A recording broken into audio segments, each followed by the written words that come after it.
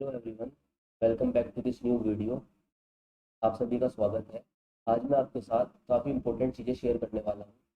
इसमें मैं आपको बताऊंगा कि आपकी इंग्लिश की स्ट्रेटजी क्या रहनी चाहिए ताकि आप प्री में 45 प्लस और मेंस में 125 प्लस स्कोर कर सकें। ठीक है। इसमें हम बात करने वाले हैं, मेन फोकस जो रहेगा वो CGL, CHSL और SSC के जितने भी एग्ज़ाम हैं उनके ऊपर हमारा रहेगा। ठीक है। इसमें मैं आपके साथ अपनी स्ट्रेटजी शेयर करूंगा, मेरे स्कोर क्या रहा था इंग्लिश में और मैंने कैसे तैयारी की थी। और एक बात भाई आपको इम्पोर्टेंट अभी स्टार्टिंग में बता देता हूँ वीडियो के। एसएससी जो है, एसएससी का एग्ज़ाम में सिर्फ आपकी कंसिस्टेंसी होनी चाहिए और आपकी प्रैक्टिस होनी चाहिए। ठीक है।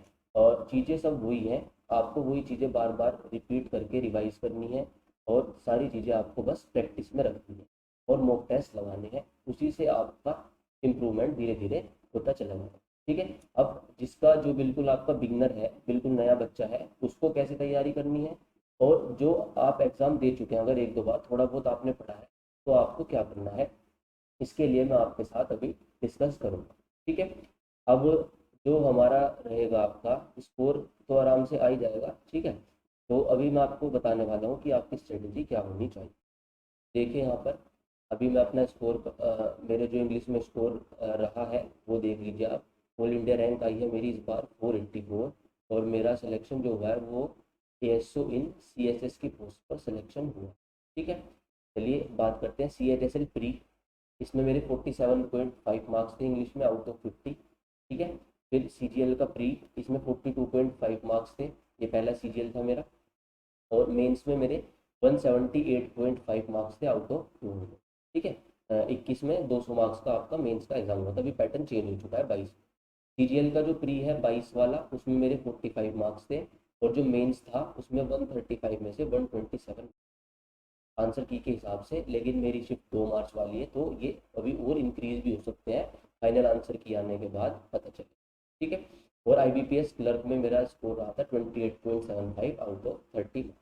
तो ये है मेरा स्कोर कार्ड। तो भाई आप देख सकते हैं कंसिस्टेंटली मैंने 40 प्लस तो हमेशा स्कोर किया ही है और 45 के आसपास की 50 में से हमेशा रहा है। ठीक है। और मेंस में भी आप देख सकते हैं ये डिसेंट अच्छा स्कोर है, आपको मतलब काफ़ी लोगों से आगे ले जाएगा ये स्कोर, क्योंकि इंग्लिश और GS ये दोनों सब्जेक्ट ऐसे हैं, अगर आपकी इन पे कमांड है, इनमें आप अच्छे मार्क्स लेके आ रहे हो तो आप काफ़ी बच्चों से एग्जाम में चले जाओगे ऊपर। और इंग्लिश का इंपॉर्टेंस बढ़ इसलिए गया है क्योंकि 45 क्वेश्चन आपके इंग्लिश के आ रहे हैं। सबसे ज़्यादा वेटेज ही किसकी है, आपकी इंग्लिश की। तो इसीलिए यहाँ पर आपको बहुत ज़्यादा इंपॉर्टेंस देनी है किसको, इंग्लिश को। ठीक है। और अगर आप मान लीजिए 125 से ऊपर नंबर लेके आते हैं इंग्लिश में तो आप काफ़ी ऊपर चले गए हैं, क्योंकि मैथ्स और रीजनिंग में तो आप प्रैक्टिस करने के बाद स्कोर कर ही लिए। ठीक है। चलिए अब बात करते हैं कि क्या क्या फैक्टर हैं आपके, क्या क्या चीज़ें आपको कवर करनी है, क्या सोर्सेज रहेंगे, क्या बुक्स रहेंगी, और जो भी चीज़ें हैं मैं आपको सारी बताऊँ।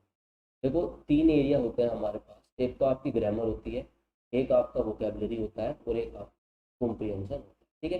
ग्रामर में पता है आपको सभी पार्ट ऑफ स्पीच है ना, ये सारी जितनी भी चैप्टर्स हैं, वर्ब वगैरह, नाउन प्रोनाउन, ये सारी चीज़ें किसके अंदर आती हैं, ग्रामर के अंदर। ठीक है। तो ये हमें पढ़नी होती है। इसके बाद वोकेबलरी, वोकेबलरी का भी काफ़ी इंपॉर्टेंट रोल है। Synonym, antonyms, one word substitute, आपका idiom and phrases, phrasal verb, ये सारी चीज़ें आपकी वोकेबलरी के अंदर कवर है। और कॉम्प्रिहेंशन के अंदर आपके जो रीडिंग पैसेज है ना, जो पैसेज आते हैं, क्लोज टेस्ट आते हैं, और आपका जो PQRS सेंटेंस रीअरेंजमेंट और सेंटेंस अरेंजमेंट होता है वो आपका PQRS के तो कॉम्प्रिहेंशन के अंदर आ जाता है। ठीक है। तो अब आपको इसकी तैयारी करनी कैसे है, मैं बिल्कुल आपको पिन पॉइंट, बिल्कुल क्रिस्प सारी चीज़ें बताऊंगा। इसके अलावा आपको कुछ भी नहीं करना है। अगर आप इन चीज़ों को फॉलो कर लेते हैं तो मैं 100% गारंटी देता हूँ आप आराम से 125 प्लस स्कोर कर पाएंगे। लेकिन अगर जैसे मैं बताऊंगा ऐसे ही आप तैयारी करते हैं तो ठीक है। उसके लिए आपको कंसिस्टेंसी मेंटेन करनी पड़ेगी, डेली जो काम है उसको डेली करना पड़ेगा, और रेगुलरली रिवीजन आपको और टेस्ट आपको देने पड़ेंगे। बस कंडीशन यही है। ठीक है। अगर आप ये कंडीशन फॉलो करते हैं तो आराम से आपका हो जाए। अब देखो ग्रामर की मैं बात करता हूँ तो दो तरीके के बच्चे होंगे, एक तो जो बिल्कुल बिगनर होंगे, जो पहली बार एग्जाम दे रहे होंगे। ठीक है। और एक वो होंगे जो एग्जाम दे चुके हैं, स्कोर कम रहा है या फिर कोई और फैक्टर रहा। ठीक है। तो देखो जो बिल्कुल बिगनर है, अगर उन्हें लग रहा है कि उनका बेस ठीक नहीं है, अगर कोई बिगनर भी है और वो मतलब उसे लगता है कि उसकी इंग्लिश ठीक ठाक है, उसने ग्रामर थोड़ी बहुत पहले पढ़ रखी है, तो वो क्या कर सकता है, सीधा बुक उठा सकता है और फिर वहाँ से पढ़ सकता है। लेकिन जिसने बिल्कुल भी, जिसे लग रहा है कि भाई हम एवरेज है, एवरेज बच्चे हैं, तो हम क्या कर सकते हैं, आप क्या कर सकते हो कि किसी भी टीचर का पेड बैच ले सकते हैं, आपकी मर्जी का पसंद। ठीक है, क्या कर सकते हैं आप, पेड बैच ले सकते हैं। वहाँ से आप क्या कर लीजिए, 1 डेढ़ महीने के अंदर जितनी भी आपकी वीडियोस हैं ग्रामर की और ये सारे रूल्स वगैरह आप वहाँ से देख सकते हैं और फिर बुक से पढ़ सकते हैं। तो एक तो आपका ये हो गया। बाकी मैं आपको क्या रिकमेंड करूँगा, अगर पेड बैच आप नहीं लेना चाह रहे तो मेरी रिकमेंडेशन ये रहेगी कि यूट्यूब की फ्री वीडियोस से भी आप कवर कर सकते हैं। एक है आपकी निमिषा बंसल मैम है, का लिंक जो इनकी वीडियोस का है वो मैं डिस्क्रिप्शन पे दे दूंगा। उसमें इन्होंने लगभग एक 50+ वीडियोस की प्लेलिस्ट डाल रखी है। उसमें सारा इन्होंने ग्रामर का कंटेंट करा रखा है, noun pronoun adjective adverb verb सब A to Z। ठीक है, तो आप वहाँ से एक बार ये वीडियो देख सकते हैं। ठीक है, काफ़ी हेल्प आपको यहाँ से हो जाएगी, मेरे ख्याल से तो आपका सारा कंटेंट यहाँ से कवर हो जाएगा। ठीक है, मेरे पापा तो इंग्लिश के टीचर रहे थे, तो मैंने बचपन से ही इंग्लिश पढ़ी है उनसे, ग्रामर वगैरह तो मेरी अच्छी थी पहले से ही, मैंने तो सिर्फ बुक से पढ़ के अपना काम चला दिया था। ठीक है, लेकिन जब आपके पास सोर्स अवेलेबल है तो आप आराम से कर सकते हैं। ठीक है, इसका लिंक मैं आपको डिस्क्रिप्शन में दे दूंगा। तो जो नए बच्चे हैं वो या तो पेड बैच लें, अगर पेड बैच नहीं लेना है तो मेरे हिसाब से जो मेरी रिकमेंडेशन है वो आप यहाँ से कर सकते हैं आराम से पूरा कोर्स कवर। ठीक है, जब ये कोर्स आपका कवर हो जाता है तो आपको फिर लास्ट में क्या करना है, जब आप कोर्स कवर कर लोगे, प्रैक्टिस कर लोगे, उसके बाद मैराथन देखोगे आप, जिसमें 120 रूल्स की मैराथन आप यूट्यूब पे डालोगे आपको मिल जाएगी, ये निमिषा मैम की मिल जाएगी, और 2 3 टीचर हैं उनकी भी आपको रूल्स की मैराथन आपको मिल जाएगी। तो आपको लास्ट में वो देखनी है जिससे आपका क्या हो जाए, रिवीजन हो जाए। और ये वीडियोस मैराथन जो आपकी रूल्स वाली वीडियोस को आप 2 3 4 बार देखें आराम से, आपको बहुत ज़्यादा इंप्रूवमेंट मिलेगा। क्योंकि जो एरर के क्वेश्चन आएंगे वो इससे बाहर आपका बिल्कुल भी नहीं आएगा, क्योंकि ये इतने रूल्स हैं, सफिशेंट रूल्स हैं, इससे एसएससी का कोई भी सवाल बाहर नहीं बन पाएगा। आई बात समझ में। अब देखो बुक सोर्स की बात करता हूँ, तो ग्रामर के लिए बुक सोर्स आपका क्या रहने वाला है, नीतू सिंह वॉल्यूम 1। ये भाई ऐसी बुक है, चाहे आपका एसएससी का एग्जाम हो, बैंकिंग का एग्जाम हो, कोई भी कॉम्पिटिटिव एग्जाम है, उसके लिए ये बुक द बेस्ट है। ठीक है, तो आप ये बुक लेकर आ सकते हैं, इससे आप अपना पढ़ाई स्टार्ट कर सकते हैं। ठीक है, जो नया बच्चा है वो क्या करेगा, पहले पेड बैच ले रखा है तो उसकी सारी वीडियोस देखेगा, अगर यूट्यूब से पढ़ रहा है तो वो सारी वीडियोस देख के फिर अपने आप सेल्फ स्टडी करना स्टार्ट करेगा इस बुक से। ठीक है, इसमें आप क्या कर सकते हो, डेली एक चैप्टर आप पढ़ सकते हो। भाई यहाँ पर रूल्स दिए हैं, अगर आपने नाउन उठा लिया तो नाउन के आपने सारे रूल्स पढ़े, क्योंकि आपने वीडियो देख ली थी, कुछ आपको वहां से समझ में आ गया।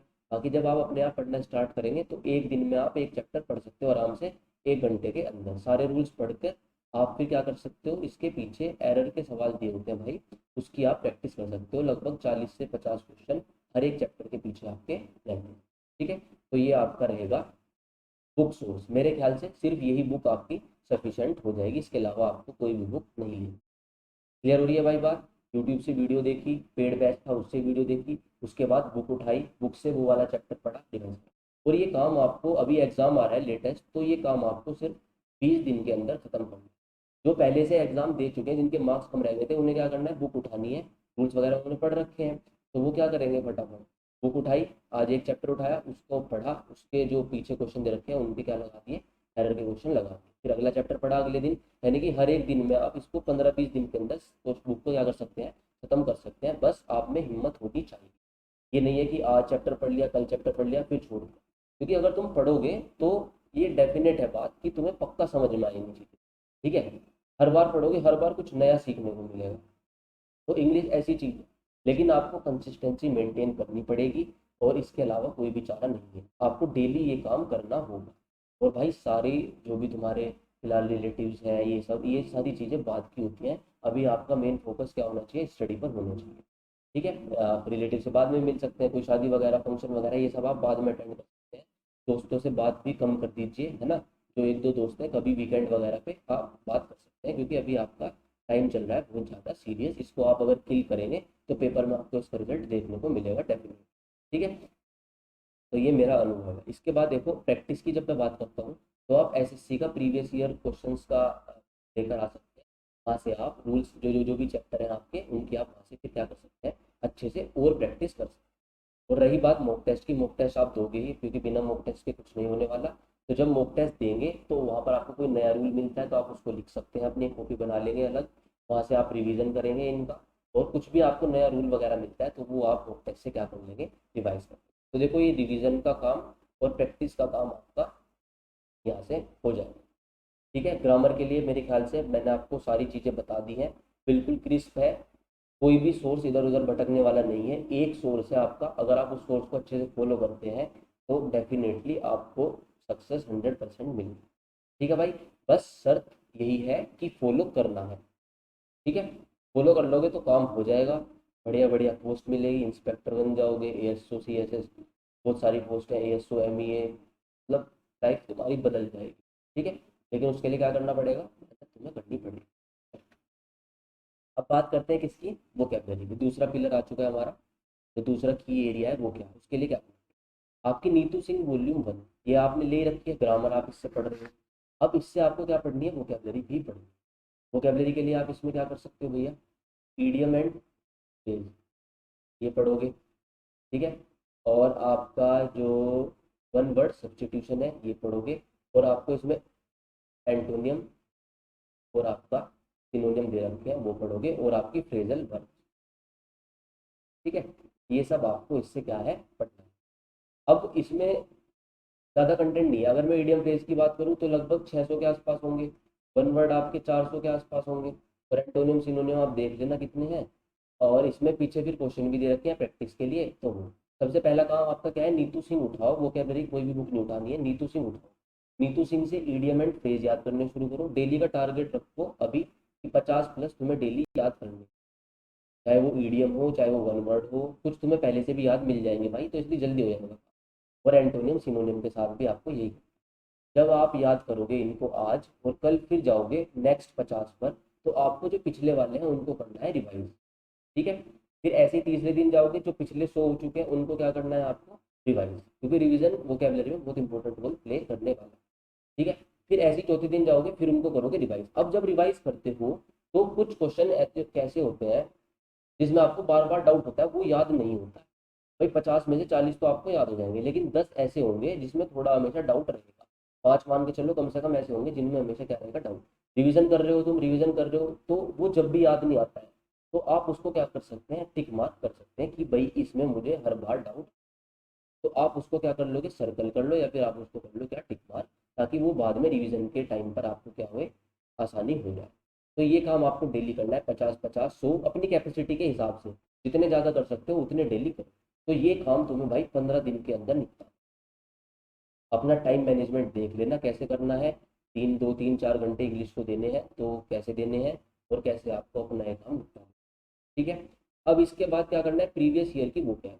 अब कोई एक प्रीवियस ईयर की बुक बताऊंगा मैं, देखो एमबी पब्लिकेशन है, तो इसमें मॉक टेस्ट होते हैं बहुत सारे, इसमें आपको ईडियम फ्रेज और वन वर्ड सब्स्टिट्यूट मिल जाएंगे अच्छे, तो आप यहाँ से पढ़ेंगे। और इसमें पीछे क्या होते हैं, प्रैक्टिस सेट होते हैं प्रीवियस ईयर के, तो उस प्रैक्टिस सेट में जाओगे, वहाँ से वोकैबुलरी के जितने भी क्वेश्चन आए हैं ये एक साथ अरेंज करके रखते हैं, 10-12 क्वेश्चन 25 में से जो भी होते हैं आपके, उनको आप यहाँ से क्या कर सकते हो, रिवाइज कर सकते हो, टिक मार्क करते जाओ, जो तुम्हारे याद है फिर आंसर की से मैच करो, और फिर वापस आओ, जो याद नहीं थे उन्हें लिखो, उन्हें याद करो, और फिर आगे बढ़ो। सही बात समझ में? तो ये काम आपका डेली का काम है। सबसे पहला काम नीतू सिंह को खत्म करना। नीतू सिंह से जो भी आपकी वोकेबलरी है उसे कम से कम 4 या 5 बार आपको क्या पढ़ना है, रिवाइज करना है। ठीक है, जब ये काम हो जाएगा फिर आप एमबी पब्लिकेशन की बुक उठाओगे, वहाँ से प्रीवियस ईयर की बुक है, यानी कि जो प्रीवियस ईयर क्वेश्चन पेपर इसमें आपको दे रखे होंगे, तो आप यहाँ से क्या करोगे, याद करोगे और रिवाइज करोगे। जो नए होंगे उनको याद करेंगे और बाकी क्या करेंगे, रिवाइज। और बाकी मॉक टेस्ट, भाई मॉक टेस्ट में अगर कोई नई वोकेबलरी आती है जो आपने नहीं पढ़ी है, तो आप उसको नोट डाउन करते चलना, एक अपनी अलग कॉपी बना लेना वोकेबलरी की। उसमें वे क्वेश्चन होंगे जो आपको बार बार दिक्कत कर रहे हैं, रिवीजन के टाइम पर भी आपको हमेशा याद नहीं होगा। और आपके मॉक टेस्ट में जो नए क्वेश्चन आए हैं जो आपने पहले नहीं पढ़े वो आप इसमें लिखोगे, और जो प्रीवियस ईयर क्वेश्चन में जो नया आया है आपने कंटेंट नहीं पढ़ा वो यानी कि ये आपके लिए बहुत इंपॉर्टेंट साबित होगा, क्योंकि ये आपको आगे ले जाएगा उन बच्चों से जो बेसिक वोकैब याद करके रखते हैं। ठीक है, तो वोकैबलरी के लिए आपकी पूरी स्ट्रेटेजी ये होगी, और भाई अगर आप अभी से लग जाते हो तो 15 से 20 दिन के अंदर आप इस काम को खत्म कर सकते हैं, बस आपकी इच्छा शक्ति होनी चाहिए, और डेडिकेशन और कंसिस्टेंसी आपकी होनी चाहिए डेली। ठीक है भाई, आधा 1 घंटा लगता है वोकैबलरी पढ़ने में, कोई बड़ी बात नहीं है, एक साथ लगा दोगे फटाफट, थोड़ा थोड़ा 5-5 मिनट का रेस्ट लेके आराम से कंप्लीट कर लो। करना तुम्हें ही है, तुम्हें ही करना है, यही एक लास्ट ऑप्शन है और इसके अलावा कोई भी ऑप्शन आपके पास नहीं है। और अभी करने लग जाओ भाई, अभी तुम्हारे पास टाइम है। अगर अभी कर लोगे तो पेपर में दिक्कत नहीं आएगी, वरना बाद में पछताओ। तुम सिर्फ देखते हो, चीज़ों को ऑब्जर्व करते हो, लेकिन तुम करते नहीं हो। ये हर एक बच्चे के साथ प्रॉब्लम है। ठीक है, तो मैं बता रहा हूँ तुम्हें, सीरियसली इस बात को लो और इस काम को अपना टाइम टेबल बनाओ, टाइम को मैनेज करो और उस हिसाब से डेली इस काम को करते चले जाओ। तुम्हें पता भी नहीं चलेगा, मजा आना शुरू हो जाएगा और चीज़ें तुम्हारे हो जाएंगी याद, और तुम्हारा काम हो जाएगा आसान। ठीक है, बहुत हो गई ज्ञान की बातें। अब आ जाओ कॉम्प्रिहेंशन। अभी देखो, कॉम्प्रिहेंशन के लिए क्या करना है, ये भी बहुत इंपॉर्टेंट पार्ट है भाई, क्योंकि PQRS बहुत अच्छे लेवल के आ रहे हैं पेपर में, है ना। सेंटेंस रीअरेंजमेंट जिनको हम बोलते हैं वो, और जो पैसेज है ये भी बहुत इंपॉर्टेंट रोल प्ले करता है। इसमें तुम आसानी से मार्क्स खींच सकते हो। ठीक है, कुछ कंफ्यूजिंग क्वेश्चन आते हैं पर फिर भी इसमें मार्क्स आप आसानी से खींच सकते हो। तो इसके लिए, प्रैक्टिस के लिए, आप केरन पब्लिकेशन या फिर MB पब्लिकेशन, जो मैंने बताया था आपको, ये प्रीवियस ईयर होते हैं। इसमें से आप दोनों में से कोई भी एक बुक ले सकते हैं। इसमें पीछे प्रैक्टिस सेट दिए होंगे आपको। भाई किरण में तो अलग से इन्होंने कॉम्प्रिहेंशन का पार्ट दे रखा होगा वहाँ से प्रैक्टिस करने के लिए, लेकिन MB में क्या होता है, प्रीवियस ईयर के पेपर होंगे, CPO, CHSL, CGL, सब प्री से मेंस तक सब। तो उसमें जो आपके कॉम्प्रिहेंशन के क्वेश्चंस वगैरह है, वहाँ से भी आप इसको प्रैक्टिस कर सकते हैं। ठीक है, और उसमें आपको PQRS वगैरह सब A to Z चीज़ें एक साथ आपको मिल जाएंगी। तो इन दोनों में से आप जो भी बुक प्रीफर करना चाहते हैं वो कर सकते हैं, और यहाँ से आप क्या कर सकते हैं, प्रैक्टिस स्टार्ट। और कॉम्प्रिहेंशन के लिए सबसे मेन जो चीज़ है वो है आपकी रीडिंग। तो रीडिंग करना आप स्टार्ट कर दीजिए, या तो आप न्यूज़पेपर पढ़ सकते हैं 15-20 मिनट, 10-15 मिनट, तो वो पढ़ लीजिए, करंट अफेयर में भी क्या पता काम आ जाए। ठीक है, या फिर कोई नॉवल है या फिर कोई भी सिंपल सी बुक पढ़ी है आपके पास, तो आप उसको भी क्या कर सकते हैं, पढ़ सकते हैं। काफ़ी इंप्रूवमेंट होगा। मैंने तो भाई, क्योंकि 9th, 10th और 11th, 12th में इंग्लिश की बुक मैं क्या करा करता था, अपने आप पढ़ा करता था। एक उसका हिंदी वाली वो भी ले आया करता था, तो हिंदी भी देख लिया करता था उसकी, और खुद बुक क्या करा करता, पढ़ा करता था। तो एग्जाम में भी अच्छे मार्क्स आते थे वो पढ़ने की वजह से। आपकी जो ग्रामर है वो इम्प्रूव हो जाती है, वोकेबलरी, कुछ नए वर्ड्स आप सीखने लग जाते हो। ठीक है, क्योंकि देखो 9th, 10th, 11th, 12th की इंग्लिश की बुक में जो CBSE बोर्ड्स है, तो आप देखते होंगे कि चैप्टर होता था, उसके लास्ट में क्या वोकेबलरी दी गई होती थी, हिंदी में मीनिंग वगैरह लिखे होते थे, तो काफ़ी आसानी होती थी वहाँ से पढ़ने। तो मेरा तो पहले से ही ठीक ठाक हाथ रहा है इंग्लिश में, तो इसलिए कोई दिक्कत नहीं आई है। तो आप भी ये चीज़ें शुरू कर दो, हमारा भी बहुत अच्छे, इंग्लिश ऐसा सब्जेक्ट है जिसको बहुत अच्छे से कवर करा जा सकता है कम टाइम में। तो ये काम आपको करना है, यहाँ से आपको प्रैक्टिस करनी है, और फिर लास्ट आपका जो है मॉक टेस्ट।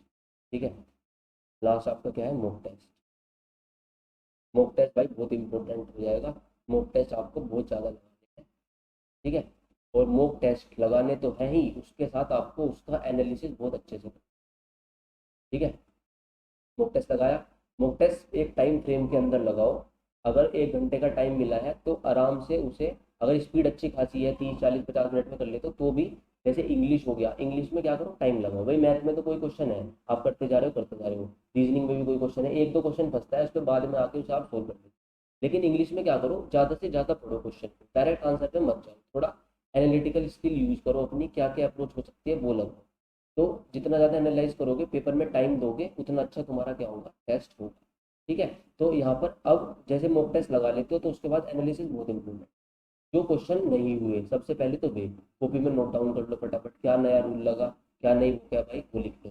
उसके बाद क्या तुमने गलती करी, क्या तुमने क्या करती, गलती करती, रूल आते हुए कंफ्यूजन हुआ, बहुत सारे रूल ऐसे ऐसे होते हैं, कई बार हमें क्या हो जाता है, उनमें कंफ्यूजन हो जाता है।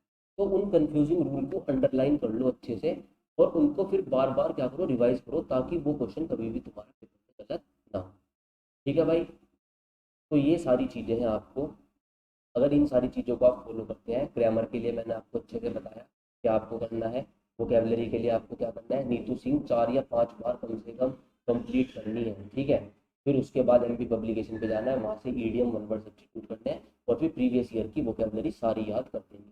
ठीक है, बाकी बुक टेस्ट से कंटेंट हमें मिलता रहेगा, और कॉम्प्रिहेंशन भी ज़्यादा से ज़्यादा PQRS, ज़्यादा से ज़्यादा रीडिंग टेस्ट, जो भी आपके पैसेज हैं, क्लोज टेस्ट है, वो आपको क्या करने हैं, प्रैक्टिस करनी है। तो बस यही एक स्ट्रेटेजी है, यही एक तरीका है। आप हो, आप अपनी जिम्मेदारी खुद ले सकते हो, तो आप ये काम कर पाओगे। अगर आप केयरलेस हो, कैजुअल हो, फिर वही एटीट्यूड 2-3 दिन बाद पढ़ा फिर छोड़ दिया, तो फिर ऐसे नहीं हो पाएगा, ये मैं साफ साफ भाई आपको बोल दूँगा। ठीक है, मेहनत तुम्हें करनी पड़ेगी, इसके अलावा कोई ऑप्शन नहीं है। अगर अपने पेरेंट्स को खुश देखना चाहते हो, अपनी लाइफ अच्छी देखना चाहते हो आगे, तो तुम्हें ये काम करना पड़ेगा। और भाई ये काम ज़्यादा नहीं है, सिर्फ 1 महीने का काम है। इस 1 महीने आप पूरी कंसिस्टेंसी के साथ लग जाओ, पूरी मेहनत के साथ लग जाओ, 2-4 घंटे इंग्लिश को डेली देने शुरू करो, टाइम बांट के कि भाई 1 घंटा इस चीज़ को, आधा घंटा इस चीज़ को, 1 घंटा इस चीज़ को, और फिर प्रैक्टिस करो दबा के। गारंटी मैं ले रहा हूँ, तुम्हारा सिलेक्शन कोई नहीं रोक पाएगा। बस लेकिन कंसिस्टेंसी तुम्हारी होनी चाहिए। भाई अपने आप से प्रॉमिस कर लो ये, है ना, और प्लीज़ लग जाओ, ठीक है। सिलेक्शन आराम से हो जाएगा, अच्छी रैंक भी लेके आओगे, अच्छी पोस्ट भी। तो बस यही था इस वीडियो में। और बस एक बात और कहूँगा, प्लीज़ इस स्ट्रेटजी को फॉलो कर लेना। मैं मेन बात, मतलब मेन जोर इसी बात पे डाल रहा हूँ। प्लीज़ प्लीज़ प्लीज़ इस स्ट्रेटजी को आप फॉलो कर लेना, रिजल्ट आपको 100% देखने को। ठीक है, तो थैंक यू एवरीवन। ये सारी जो भी मतलब मुझे एक्सपीरियंस था, मैंने आपके साथ अच्छे से शेयर किया। जो मैंने चीज़ें करी हैं वो मैंने आपको बताई हैं। ऐसे ही आप तैयारी करोगे तो डेफिनेट है, हो जाएगा। चलो तो थैंक यू एवरीवन।